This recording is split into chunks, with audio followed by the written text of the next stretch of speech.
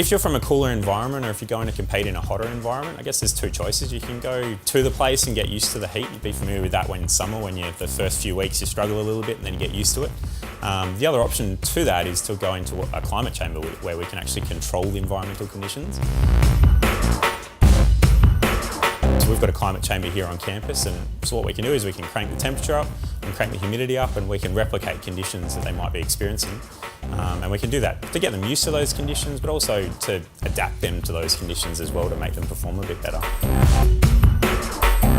So we've done up a program that's, we've got 4 weeks for most of the squad, 6 weeks for a few of the other guys, where they come in and use our chamber 2 to 3 times a week.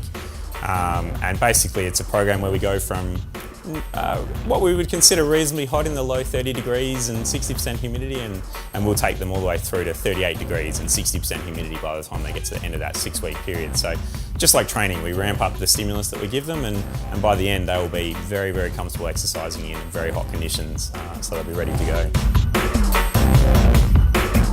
So we've got our prac students in there, they've got their strength and conditioning coaches as well in there, just to keep an eye on the guys and make sure that they cope okay with the conditions. Particularly for the ones that are newer to the programs, it's definitely a bit of a struggle. Walking into 38 degrees and 60% humidity is challenging any day.